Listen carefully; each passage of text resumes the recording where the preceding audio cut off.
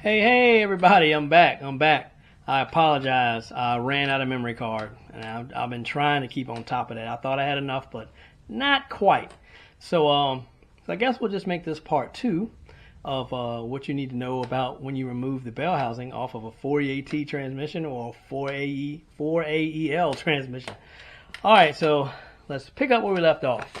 So right before I was going to get off, I was going to end the video, I wanted to make you guys aware of something. So there's two different drain plugs here. These drain plugs are both for the automatic transmission. Sometimes it may have the Allen head, sometimes it may have a 6.23 or 24 millimeter head there. So the 6-point head, that's the 23 or 24 millimeter, is a magnetic plug. The Allen head plug is not. It has no magnet in there whatsoever, not at all, nothing. So there's no magnet in there. So this one has a magnet. So if you have a plug that's got a magnet on it, make sure you clean. When you drain and service your transmissions and your automatic transmissions and stuff, make sure you clean all this stuff up, because if you don't, you distort this magnet, and any debris and stuff like that will just fall in the fluid and it'll float all around in the transmission. You don't want that. So you want that magnet to stay as clean as possible. It usually puddles up, I'll show y'all. It usually puddles up right in this pocket right here. And then it covers the whole entire magnet up, and then it becomes distorted, and then it can't pick up no debris. So you want to keep that clean. And if you have a transmission that doesn't have this particular plug, and it has like this particular plug, sometimes you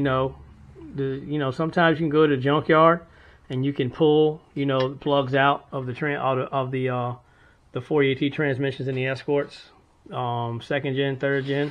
You can pull them out and look at them. If you have one with a magnet, use it, man. The magnetic plugs are the best ones. I love them. Definitely the magnetic plug is the way to go. But like I said, if you drain the fluid at any time in your transmission, make sure if you got the magnetic plug, make sure you clean the debris and the small metal fragments around this, because when you have friction inside the automatic transmission and inside your manuals, you have friction. So your friction is going to want to fall down to the bottom. So you want that magnet to pick up all that friction. You don't want that friction inside of your fluid, because it'll go all inside your transmission, and then you'll have all kinds of problems. So you don't want that.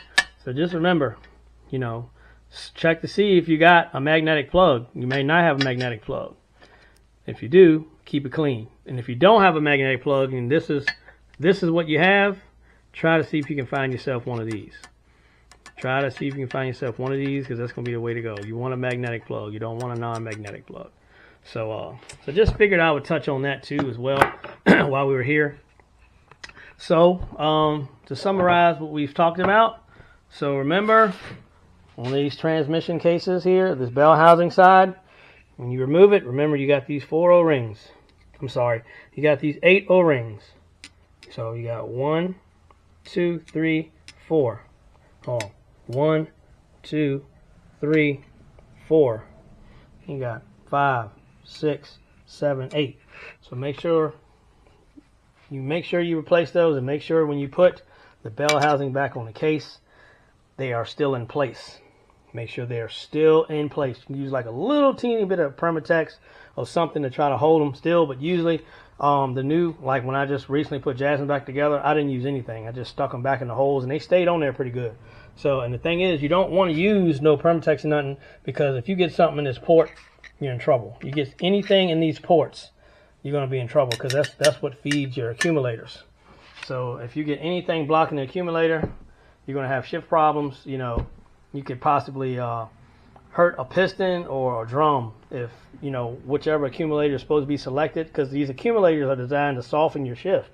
So if the accumulator cannot get any fluid pressure to raise up, when it calls for whatever gear for that circuit, you can send a lot of pressure back to that drum, and you can damage it.